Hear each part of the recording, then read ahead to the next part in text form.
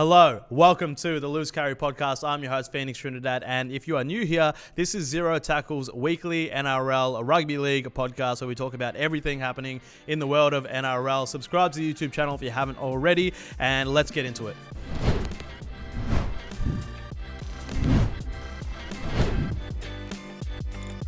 All right, and here to talk Origin, we have Lee Addison, a rugby league coach. How are you, mate? I'm good. I accidentally put on a sky blue shirt this morning. I'm a Manchester City fan, so normally I would claim that's why. I'm certainly not a New South Wales fan after the team I've seen and some of the analysis I've done of Laurie Daly's preparations, which I would love to comment on. I mean, why would you even want to be a Manchester City fan at the moment as well? Yeah, I mean, the trophy room's already too crowded. We won't be able to fit anything else in, so... All right. And then representing the Maroons, we have a Retro Rugby League. How are you, mate? Yeah, good. I don't know how I got Connie to represent the Maroons. I've got a Blues jersey on, all blue background, but I will give the Maroons a fair shake of the tail. I think there's some classic Maroons stuff to talk about today. This is every Maroons series ever wrapped up into a team.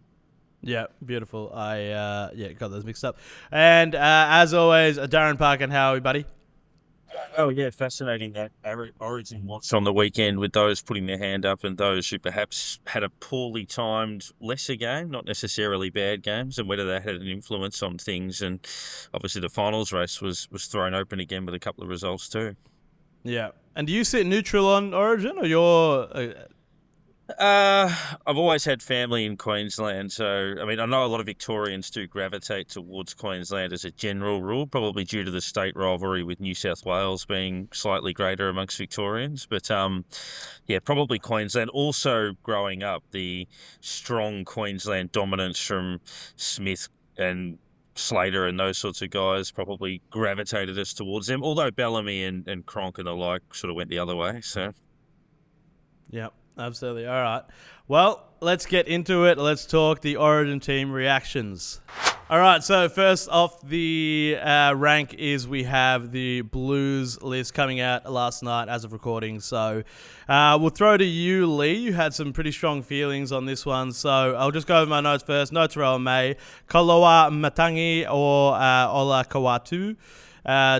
Edwards beat Tedesco to be full back. Moses is finally partnering with clearing the halves, and there's a couple of injury concerns with Payne Haas, Stephen Crichton with his groin. So, a lot to unpack there. Where do you want to start, Lee?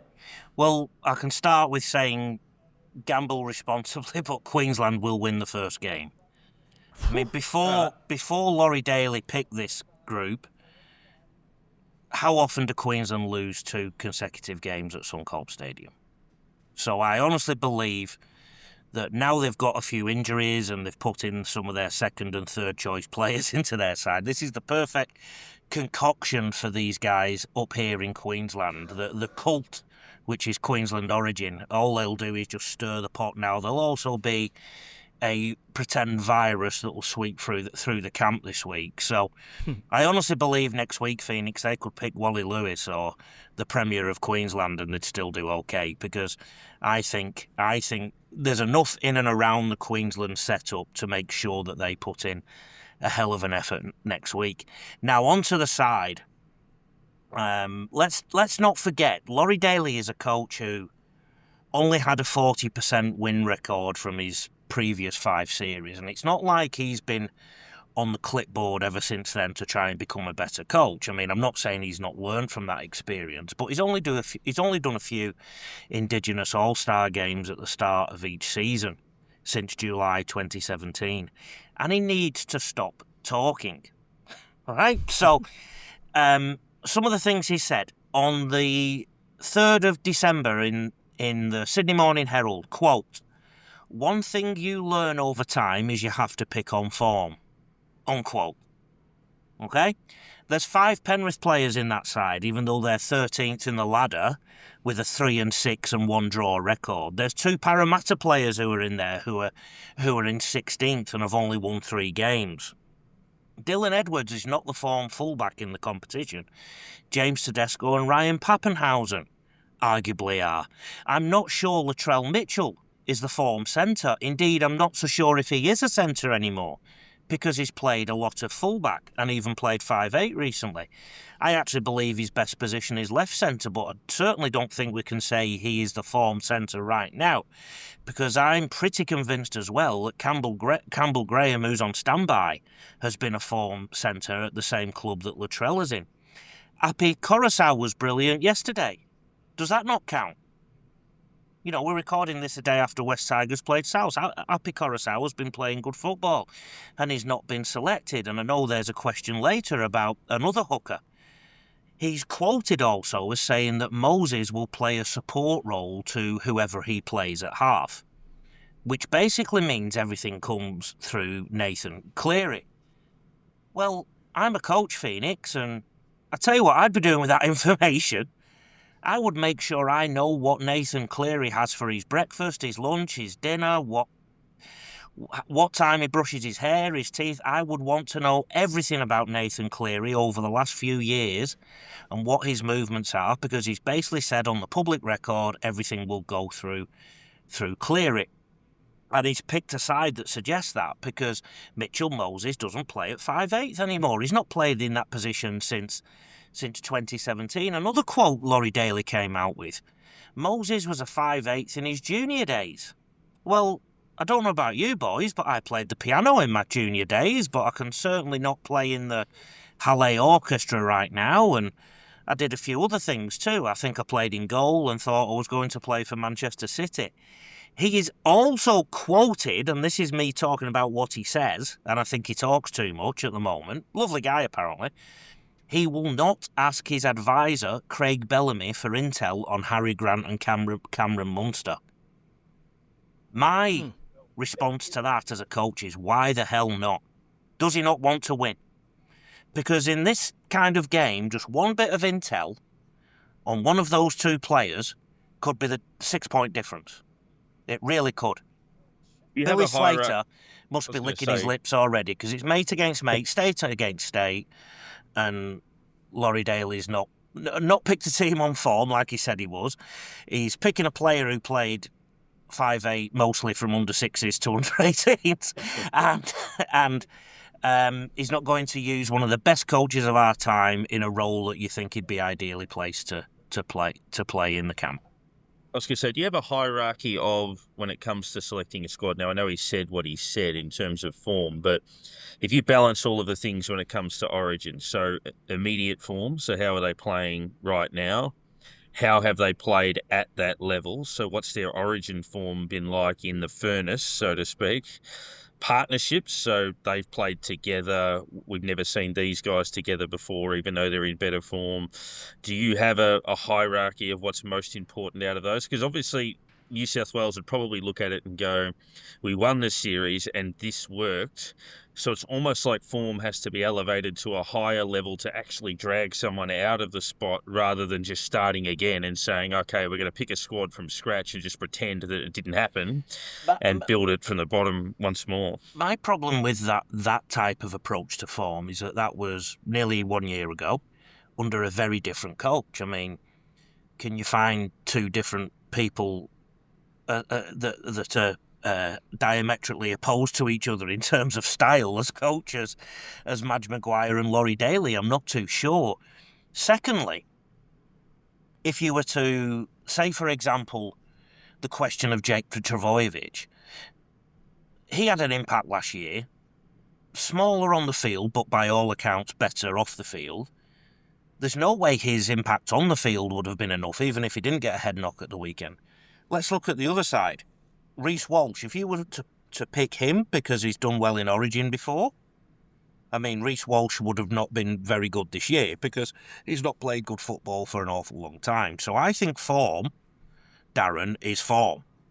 And let's not forget, somebody like James Tedesco has also won several New South Wales games, won several series as captain of New South Wales, has also captained Australia to a World Cup.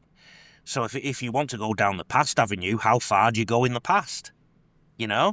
So, yeah, that's my answer to that question. I think form is form. Well, if I can chime in on a slightly different angle, I think, and this is a quote I just made up, champions win championships, right? So I think I agree with the sense of form, but you look at a longer perspective of form and you see how these guys, deal with pressure over a long period of time. So Dylan Edwards, yes, hasn't been maybe the form player of the competition. He's probably also been carrying an injury. There is something to be said for combinations and stuff like that, and you might chime in on this, Lee. But I'm happy enough as a Blue to see Dylan Edwards there for cohesion because I know he's a champion. He's a 4-time premiership champion. So is Nathan Cleary. So is Liam Martin. So is Isaiah Yeo. So they've done it before for New South Wales. They've done it before 4 years in a row. They've been to 5 grand finals in a row. There's a lot of things I like there. I'm not of the Phil Gould camp who says you pick the position best. I say you pick the best champions and you squeeze them all in. And Queensland's done that before for years. Don't forget, Jonathan Thurston was playing out of position for years, playing at 5'8" playing at halfback for Queensland when he played 5'8" for club. So it's been done time and time again. It's champions and it's moments, and that's why I just would squeeze Latrell, and I would have squeezed Tommy Turbo and any of those guys into the squad. In moments like that, it all comes down to instinct and the individual, and you put it in those guys' hands. Could you have picked Tedesco? Yeah, probably. Could you? I mean, poor old Jake Trbojevic wasn't going to make the squad anyway because of that head knock. But there's some guys who probably could have got in there, but I think you just stack it full of champions, and I think that's what New South Wales have done.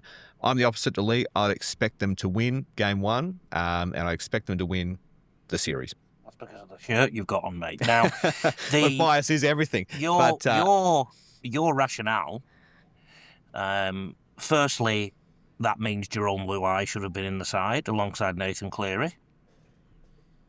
Possibly, but don't forget Moses was there as a champion last year too. Only a So you have to champion pick between. I can promise you Jerome Luai has been a champion a lot more. That's James right, but Tedesco has also won 2 premierships, a World Cup, and he's won a few Origin series as captain and fullback.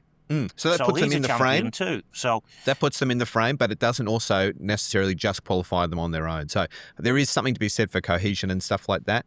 I think, but at the moment, who do you think is a better player, Moses or Luai? There you They've go. played a different position. No, I've not answered your question. I've not answered your question yet. I was thinking about it. They've not played in the same position. They've not played in the same position, and Jerome Luai has played very well, and has also won more football games than Mitchell Moses, even if you look at and break it down into a percentage. And I also said last week what I thought of Mitchell Moses' defence, and he's played as a halfback for most of the last decade, and he's controlled teams. And I didn't actually criticise necessarily the selection per se. I criticised the messaging. Because if Laurie Daly is going out to the community saying we're picking on form, I heard it from him 2 weeks ago. Well, James Tedesco would have woken up yesterday thinking I'm going to play for New South Wales. Now you also talk about continuity. There's no bigger lack of continuity than you changing coach. That is the ultimate change. So I think that he's actually quite confused, Laurie Daly. I think that he has actually he's picked some players just based on what you've said in terms of the fact they were champions. I don't think there's anybody in the country who would say Dylan Edwards has played better football than James Tedesco or Ryan Papenhuyzen right now. When we talk about champions and somebody like James Tedesco, every time he's been written off, he's come back stronger. I mean, we can really go through that side with a bit of a tooth comb. Zach Lomax has only just come back into the Parramatta side. How fit is he? Don't get me wrong, he played okay the other day. Him and Mitchell Moses worked quite well together for a couple of tries, but we've got players at the Bulldogs that have been going well at the top of the comp, and players at the Roosters, for example, as well. I mean, Queensland have not been worried about putting somebody there who's played 10 games of football at the top level. And I like that bold approach. And on New South Wales too, we've got to give a big shout out to Max King, cracking the Blue squad. I think his spot is thoroughly deserved. He's just a real toiler, and I think, he'll do well. How soon do we move on to Queensland, though, is the next question. Well, before we move on to Queensland, I just wanted to get your two opinions on this. So the 2 injury concerns. So Payne Haas is under a quad cloud, and Stephen Crichton as well with that groin. So obviously those 2, they're good enough that you put them in the team, even if they're maybe not 100%. But what do you think? Do you agree with that? That they should be there at all, or that they should be? Well, they've got those 2 injury concerns. Like, should they? They're definitely there in the team, but is it a risk having them there, given their injury concerns at the moment? Well, I mean, life's a risk, isn't it? So you got to play the game. I think sometimes there's players who are so good that they're just as good at 80% as they are that someone else is as good as 100%. So I'd still have them in the squad. They've got Udakamanu there as cover for Haas, and then also got Campbell Graham as cover for Crichton. Personally, once again, I would have had Tom Trbojevic in that spot, but they can get those jobs done. I think they've done the right thing. Yes, Terrell May can feel hardly walk. Retro. Well, get all right. He bombed 2 tries for Manly on the weekend, but he's still in the frame. I think he's one of those guys you just pick him. If he says he's all right, you pick him. But I think Terrell May is probably the biggest guy who can put his head in his hands and say, what more have I got to do? But also his reaction to not getting picked probably didn't do him any favours either. So on the injuries, Phoenix, quads in particular tend to take longer than a week. A groin also. It sounds like it's been incrementally getting worse for Stephen Crichton. So you can probably give him a couple of weeks until it's going to be perfect again. Whether that means he's going to be fit to play or not a week on Wednesday is a different question. But it certainly will be a problem in that game. I have no doubt about that. So if I was going to take a punt right now on Payne Haas, I'd suggest he's going to be a major doubt. Steve Crichton, possible doubt. Yep. All right, well, let's move on to Queensland. I'm going to throw to you, Darren. So, team came out this morning at 9 a.m. As we're recording this, it's about 10:30 a.m., so we haven't had too much time to unpack it. So, 3 debuts, though. Robert Toya, Bo Firma, and Trent Loiero. Jaden Sewer, Corey Hersborough missed out, while Tom Gilbert, Murray Taulagi injured. Grant Cullen only returned on the weekend from injury. And then, of course, Ponga at fullback. No changes in the halves, and Dearden, new utility. So, thoughts, Darren? Yeah, Harry Grant, I think 58 minutes, having missed 5 or 6 weeks or something leading into that. So whether that's enough, the nearly an hour of game time somewhat managed against the Sharks to have him in a reasonable position sort of coming through that. I guess Queensland were always going to be the side that was perhaps hunting more changes. I know we were just talking about you pick in the moment anyway for both sides, but... Yeah. If you're coming off a loss and you've got the same brains trust, obviously they're going to have that fresh in their mind. They haven't had the coaching change, but they're going to look at the squad from last year and know that, look, our best was good enough to get hold of them in game 1, but why did we lose control so drastically? What can we do to counter what they're throwing at us? And obviously they put some new faces in there. Have they pulled the right levers, do you think? I actually think their hand was forced quite significantly, particularly this weekend. The loss of Tom Gilbert with his pec injury is a big one, and some other injuries as well, particularly in the back line. So there's not as many players to choose from that can represent Queensland. It's a smaller pool, and this has been the story since Origin 1. So this is nothing new, and this is what forms part of the Queensland narrative. And like I said at the top of the show, Queensland have a DNA about them when they get together. Contrary to that, New South Wales seems to still be trying to work out its DNA constantly. And they had a different DNA last year compared to the Brad Fittler regime. I do think the Brad Fittler regime was one of the biggest attempts to really instill a new sort of version of this DNA, whatever it is. Maybe the DNA is to not know your DNA, right? And I assume Laurie Daly is going to bring his version of that DNA in too.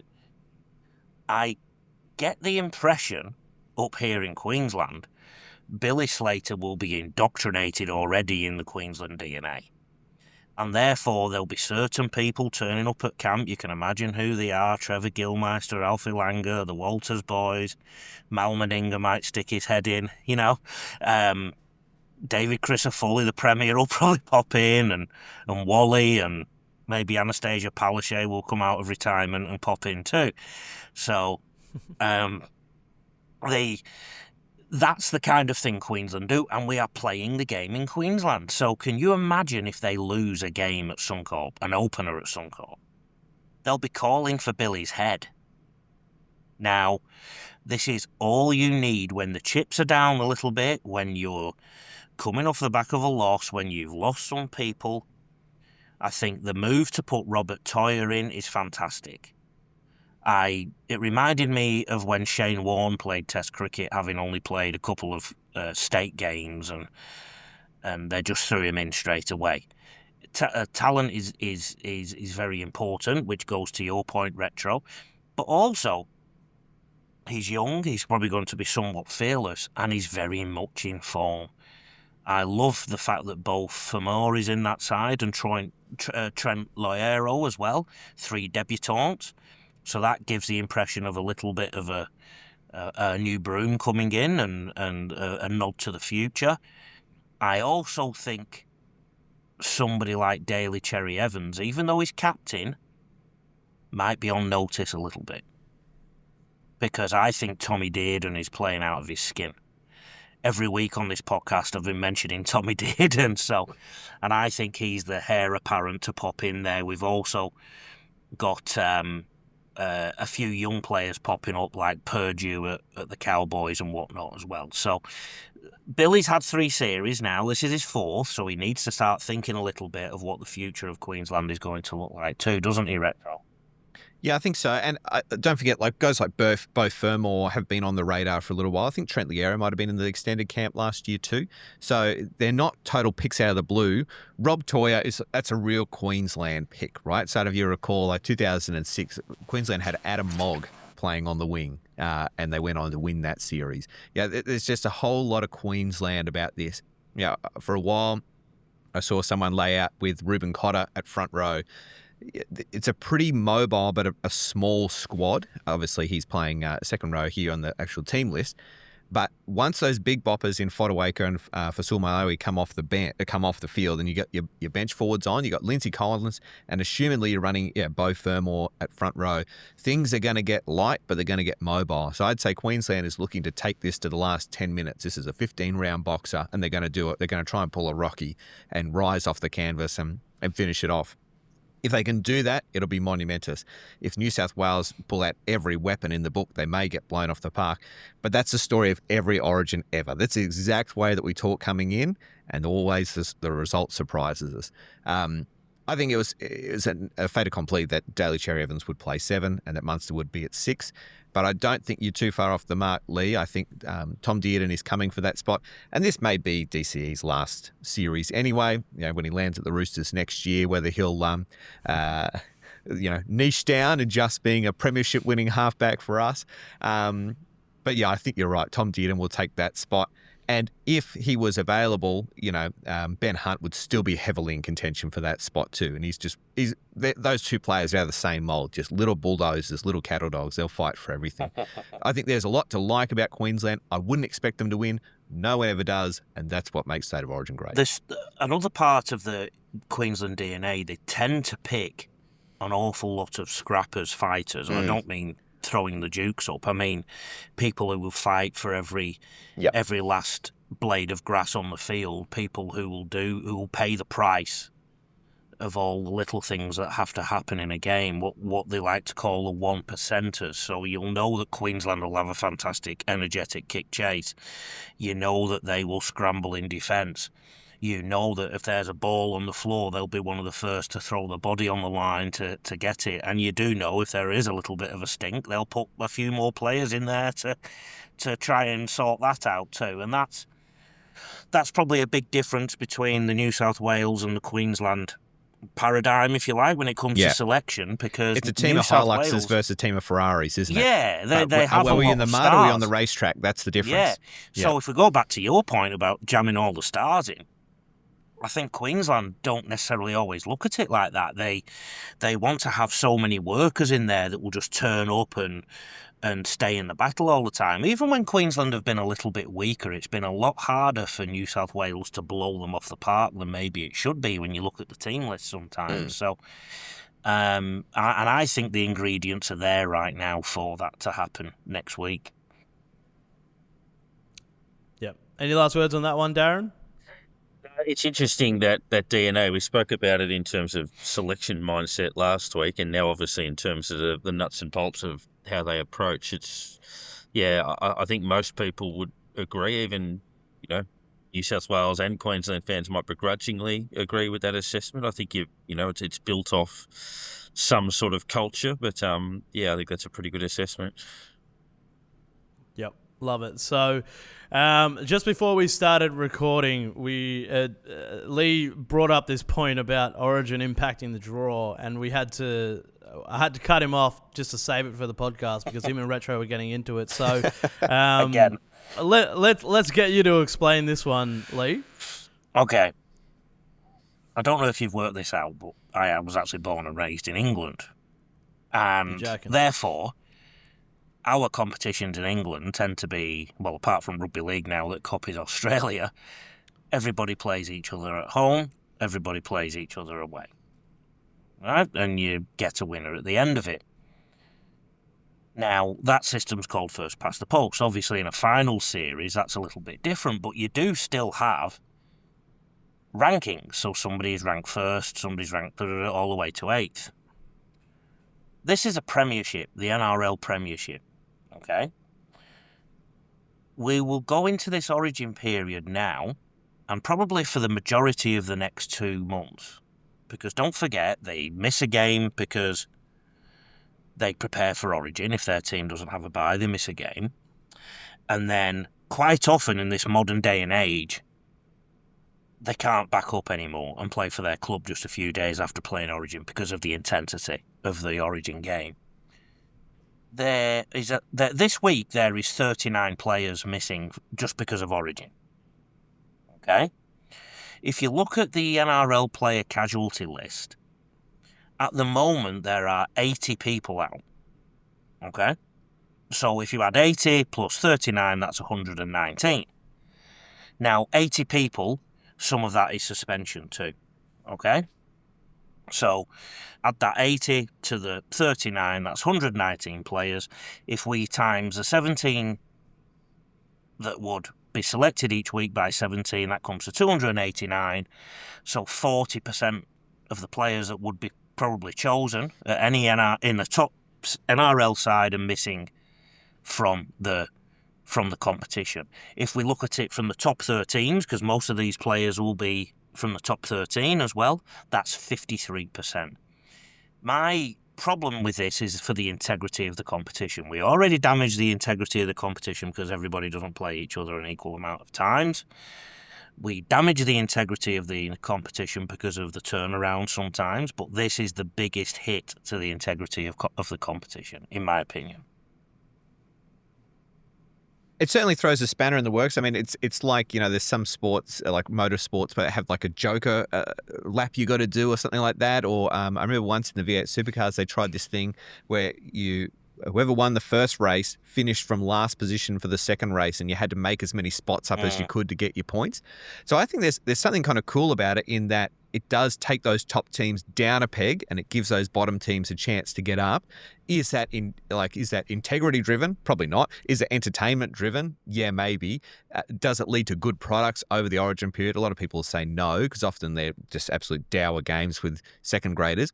But sometimes that is where you see these guys who wouldn't get a chance have a step on the big stage, and people start throwing around the questions. Are they first grader material and whatever? The thing is, when we've been doing this basically since we went to a 3-game series, which I think is about 85-ish. And Origin is one of those things, every other sport looks at it and says, that doesn't work.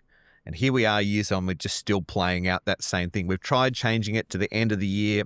Didn't quite have the same impact. We've tried with Mondays and Sundays and whatever. It's just one of those things that the NRL, I think, just throws up their hands and say, look, it's not broken. We're raking in the cash. We just leave it alone. I think they're looking at a 4-week break, though. I think it's genuinely being discussed. Is that an RLPA-driven thing? Competition. Yeah, at Magic Round, we did a lot of Vox Pops with fans, and as you did, Retro. But one of the questions we had was, if you were the head of the NRL for a day, what would you change? And I think it was I can't remember if you remember, Darren, but I think it was a Raiders fan or something that said for Origin, you should just pause the season for that 4-week period, so you can get the games in. And I thought that was a great take. I thought that was I don't know if we've done that before, but it makes the most sense to me. We have done something similar where, remember, for one season, they kind of paused it and they put other rep games on the same weekend. So Samoa and Tonga played each other on the same weekend, or the same set. I thought that was okay, but obviously they reverted back to that. So for whatever reason, be it viewership numbers or broadcasters or whatever, I think that could actually be a real step in a good direction if we become more stringent on what teams you play for and stuff like that. Then maybe you do choose to play for Samoa and Tonga and you play in that series instead. Maybe that's a solution. Maybe that makes it worse. But we have tried it and we went away from it. So I don't know the exact reasoning there. The two sides of the coin where on one hand, yes, you could move Origin to weekends and make those spectacles. But then there's the war of attrition factor. Obviously, Lee is a keen supporter of, say, European football, where you get the challenge of trying to balance your squad through a year, knowing that you've got rep football, you've got other competitions to play, you've got quick turnarounds, you've got 3 or 4 day breaks, you've got bits and pieces like that where it becomes difficult. So if you're Melbourne Storm or you're Brisbane, you know, okay, we want to be here because we're going to lose X, Y, and Z for this amount of time and for these games. And it's almost part of that challenge of a 26-game season plus finals, knowing that you have that issue. But from a spectator point of view, it does become a bit doubtful. And the other thing we haven't mentioned, Darren and Retro, is the broadcasters and the club's finances. So the broadcasters pay for a certain amount of content. So I think in our revolution of the sport of rugby league here at Zero Tackle, we need to think about what different content we can give to the broadcasters. And I think imagine now we had a knockout competition. So imagine there was all 16 teams are playing a knockout competition, and all of a sudden, Penrith's development system, because they still have some quality coming through, would all of a sudden be one of the favourites for this knockout competition, even though they're 13th in the ladder, because they might be playing another side that's severely weakened, the Broncos or the Storm or someone like that.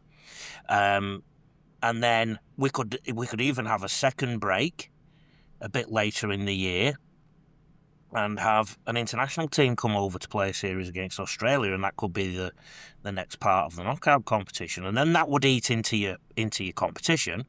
But then that's why they've been throwing around the ideas, Phoenix, about conferences and whether that would work. That conversation is not going away. And when we get to 20 teams, that's going to be a lot easier to do, 2 conferences of 10. So I think this is going to change in the next few years, if I'm honest. Yeah, I'm very anti-conference. I don't know why. I just hate the idea of it.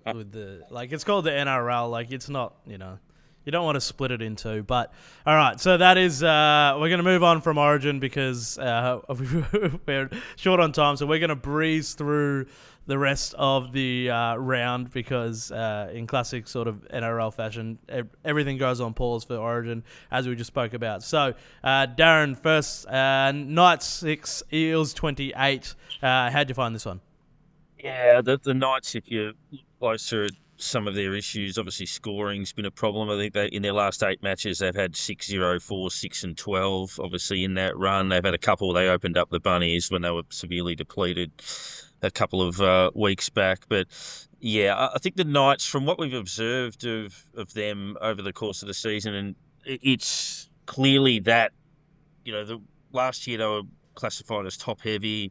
They were then, the confusion around certain combinations. And we've seen a bit of the Eels this year where they've often created chances, but then either made a poor decision. I guess the old saying, they zig when they should have zagged, or they pass when they should have held, or they held when they should have passed. And it was just one thing that would break down and cost them. But you thought they'd get it together, and if they did get it together, it would be, it would look pretty good given some of the quality that they've got there. They just can't do it often enough.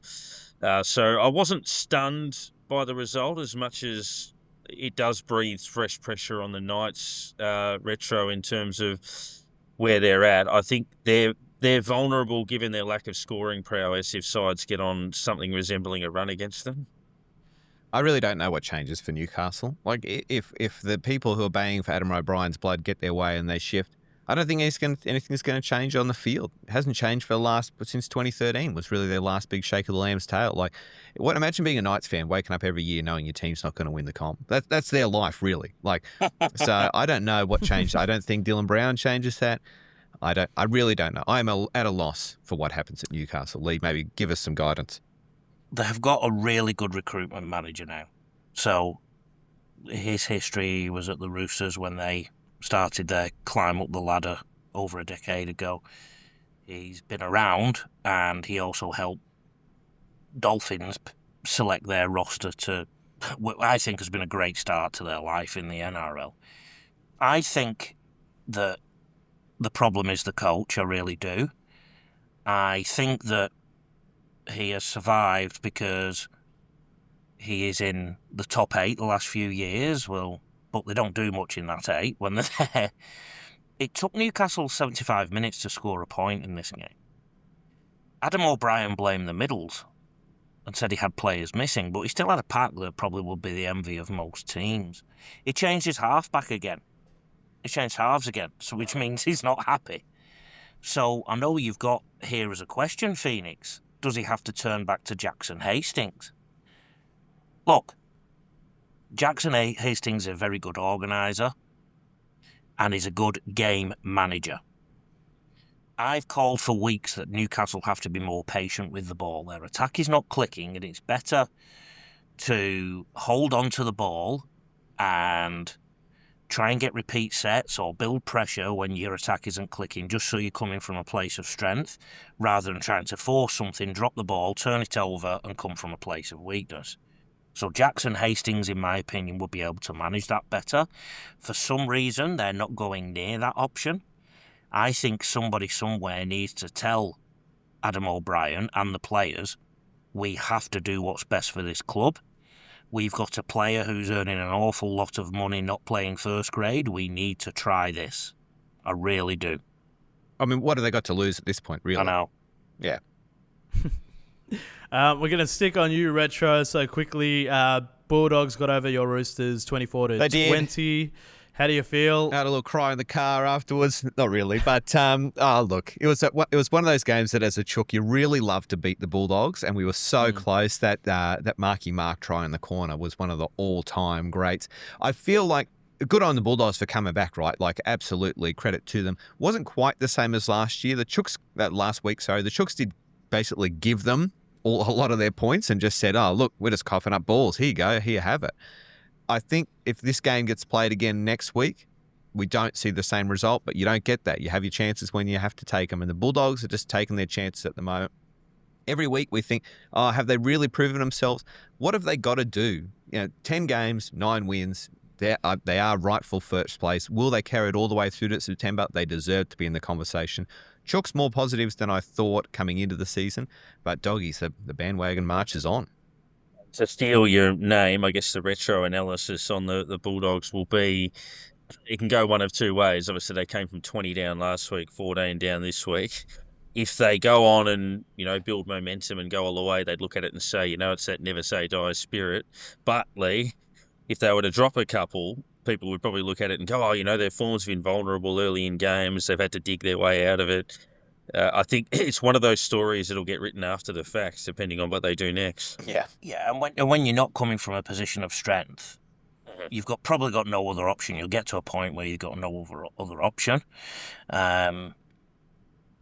It seems they drop people willy-nilly. You've got to try and do it at the right time so that when you do take action, it has an impact. And I just don't think that... I can't see this Adam O'Brien thing lasting much longer unless he's caught some of the directors with the trousers down or something. I don't know why he's still there. I really don't. Yeah, I'm going to stick with you, Lee, for the next game. So Cowboys 6 to Manly 24. The big one out of this is Todd Payton dropping Jake Clifford and Jackson Purdue moving to 5'8". So that was a big change. Clearly didn't really pay off. What did you think of that one? I think the issue I had when I watched the Cowboys was their defence. They just didn't seem to be at the races with the defence. Phoenix, when you play rugby league, like any physical sport, if you're just off 5% physically, 3%, 2%, 1%, you're not going to be at the races. And I just felt that was all over the Cowboys' performance, particularly early on. I've got some statistics. I'm sorry, I'm not trying to take your job, Darren, but I have got some statistics. It was 7 line breaks to 2 in Manly's favour, which is quite significant. 37 tackle breaks to 20, and the offloads from Manly 14 to 9. Offload is a big one because you tend to offload when you are slightly physically dominant over your tackler. The Cowboys' right edge got opened up in the first minute. Now, if you can't defend well in the first minute, that's a massive indicator. And that was the leakiest one throughout the night, the right defensive edge. The left edge was also prone to poor communication and poor decision making, and they did let Manly through too. And the middle got bust a few times. So their big problem is in defence. And again, why weren't they up for the game? What was discussed that week? You know, did they get their pants pulled down? Did Payton do what Madge gets accused of and train the players too hard? And something wasn't right there this week. And look, it's a game they should have thought about targeting at the start of the year, saying we need to roll these at home, and they'll be very disappointed to lose quite significantly. A scoreline like that, when I see 24-6, I think to myself, if I'm the coach of the team that's won 24-6, I'm thinking to myself, we've defended really well and we've attacked and scored points. If I'm the Cowboys, it's the exact opposite. So, not big problems up there, but problems in Townsville. I wouldn't be so worried, though, about the dropping of Jake Clifford. I mean, he always seemed to be, from an outside looking in, a bit of a patchwork solution to that, brought back from Super League. He was just seeming to be the placeholder for the next guy. And Jackson Purdue was really shone in any position he put himself in. He could be like the kind of next Matt Burton that comes through on an edge and moves through to the middle. I think there's some positive things to look forward to there, but Cowboys just seem to have this habit of just opening up every now and then. You'd like to see that change. I think, though, post-Origin, and the Origin players, when they come back with that little bit of zing from playing with those elite guys, I think you'll see Tom Dearden really grab that team by the scruff of the neck. Yep, one to watch. Darren, your Storm went down to the Sharks, 31-26. Sharks looking kind of good now. Are they contenders again? Yeah, starting off with a bit of scoregami. Only the first time since 1992 we've had a score like that. I think only the second time almost ever, I think, to get a 31-26, bit of a quirky one to have. But yeah, the Sharks, start of the year, we obviously classified them as contenders on the basis of last season's run. They went to Vegas, lost to Penrith. We didn't know Penrith were going to struggle to the extent that they have from that point on. The Sharks have been a little bit up and down, but the last few weeks certainly better. And look, the Storm have lost, I'd say, 3 of their last 6 now, so they've probably split those results. Still looking obviously powerful, and you still feel they'll contend, but Bellamy would be frustrated given loss. They come out, belt the Tigers around on anger, and then drop a game like this just with a couple of errors. Obviously, Grant was somewhat limited in what they were doing with him on the comeback trail. But yeah, I think for the Sharks, the way they've responded over the last few weeks would suggest that they're building themselves back up into contention. And part of that is also, apart from the Bulldogs, who's absolutely laying the marker down. The Warriors have been pretty solid. Obviously, the Storm are pretty good. Broncos clearly out of form. Manly, good win on the weekend, but hadn't quite hit the heights that they would have wanted to. So, yeah, you'd have to put them in the frame. I was hoping you wouldn't mention the word Warriors in front of Phoenix. They do. Well, we don't have them in the rundown at all, and I think that is a bit diabolical because we're just on a good run of form. That's 5 in a row, so just got to put that in there. Also, a shout out to Xavier Coates, who, as an AFL fan, took Mark of the Year on the weekend. That was unbelievable. And anyway. I shouldn't ignore the Raiders either. Obviously, they put some good form together at times too. So absolutely.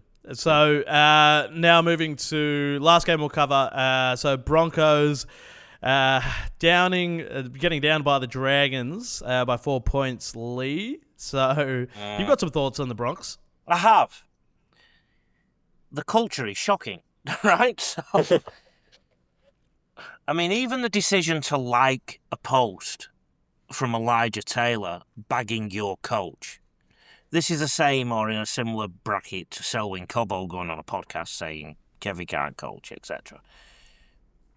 Why the players think this is okay, why they haven't been educated that this isn't okay, and I assume the double standards of getting Marty Taupau out of the club for pressing a button. It might have been spontaneously he just pressed a button because that's his mate talking on socials.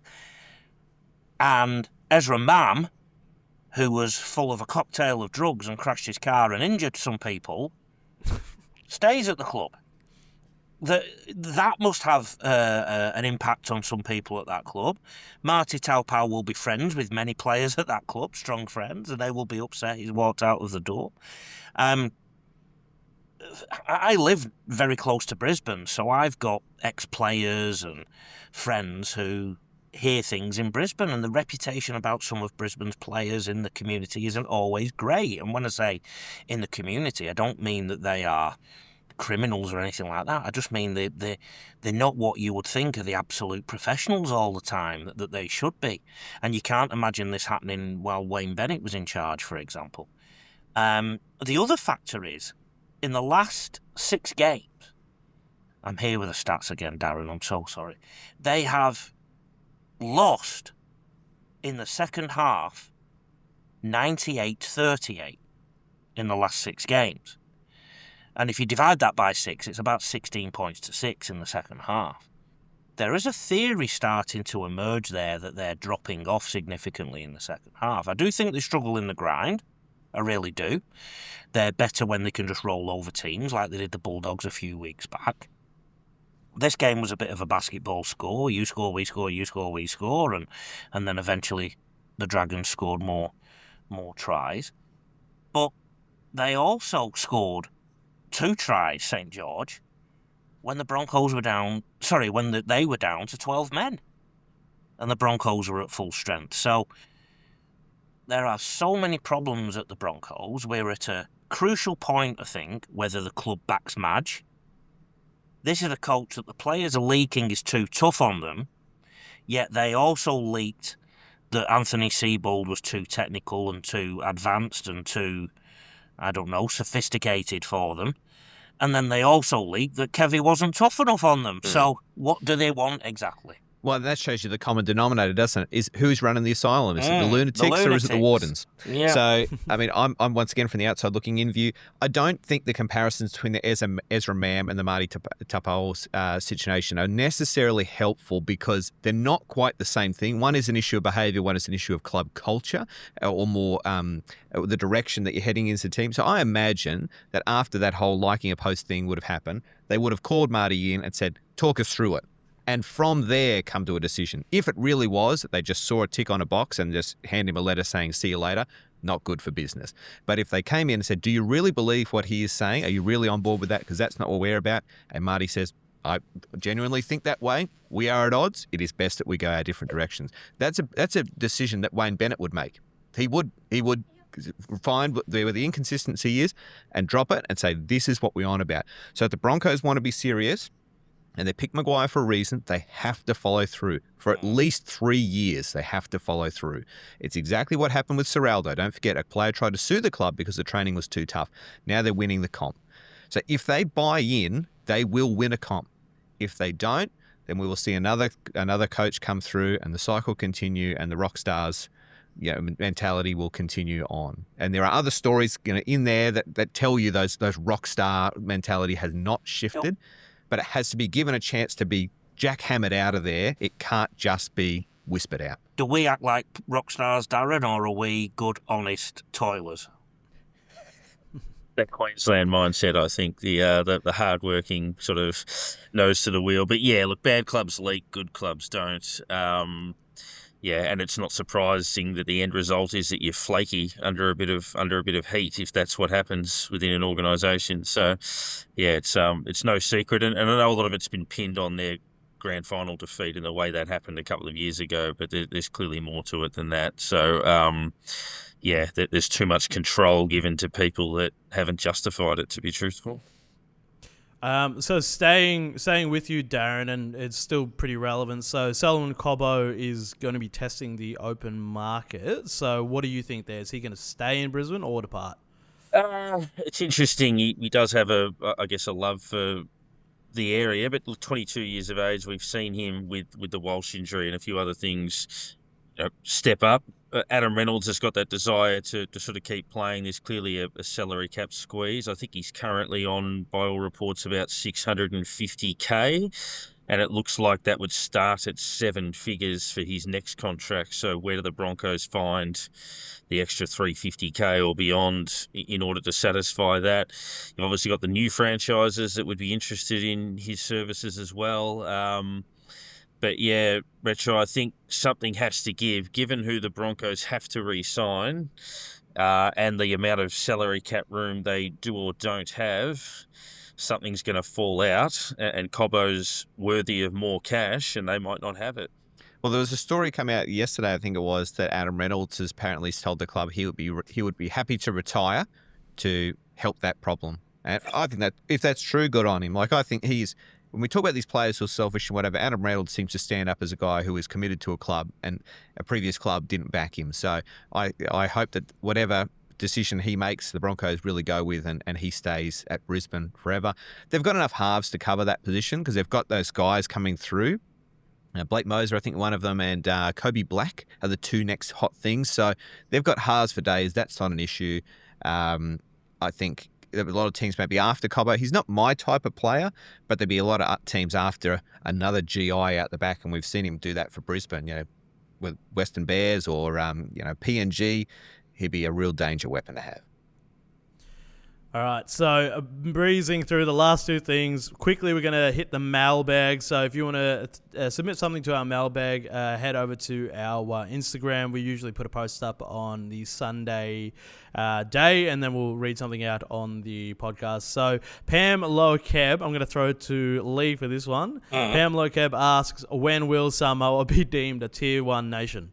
When they have a development plan and a domestic comp in Samoa. Because that's what's prevented him, officially. Yep, pretty straightforward. And then this one to Retro. Malachi Cridlin asks, Blake Brayley should be New South Wales number 9. No, he shouldn't. I mean, what are you thinking? Come on, man. Like, is this from the Shark Cast or something like that? No. Happy Coruscant is the heir apparent to... well, he got his throne taken off him by Reece Robson. No, that's not happening. Yeah, I'm not sure if that was submitted before the team dropped or not, but yeah, definitely not. So, apologies. So, all right, so we are now absolute marathon episode. Let's look ahead now to round 12. What games are we paying attention to? And if any of you say any other game than the Warriors Raiders, then you might get fired from this podcast because that is a banger. Yeah, that looks to stand out clearly amongst all of them. 2v3 on the table. Two sides in cracking form. Raiders bounced back on the weekend. We didn't touch on that game too much, but that was expected, and obviously the Wars are flying. Are there any others that kind of stand out? Obviously, Roosters Sharks for mine. Yeah, definitely. Yeah, definitely. And Sharks have nobody in Origin. Yep, and Teddy's still in for the Chooks, so they're pretty still heavyweight contenders. And Chooks will want to show what they're made of, and Sharks want to show they're the real deal no matter what. So, and using that rationale, the Dolphins have a great chance against the Dogs because Gus Gould has tweeted out a list as long as your arm this morning of players that may not be available for the Dogs at this weekend because of suspension and Origin selection. So and injury too. Yeah. Absolutely. All right. Well, that wraps it up for this episode. Absolute marathon episode. Thank you guys so much. So, Retro Rugby League, where can the people find you? Instagram, TikTok, Facebook, at retro_rugba_league, like the great Peter Volandis would say it. Absolutely. And Lee Addison, Rugby League coach. We have replaced your book here for the State of Origin one, but it's still available, right? It's very available, and you're only replacing it. Phoenix, because you've read it all this week because you felt so guilty. Yeah, it's sitting in my bed at the moment. Good. And anybody who wants it can go to rugbyleaguecoach.com.au. And Darren, you'll be joining us every week pretty much, just on the Zero Tackle channel, yep. Yeah, we had a good chat with Scott last week predicting the Origin squad, so you can go back and listen to that and see how close we ended up landing.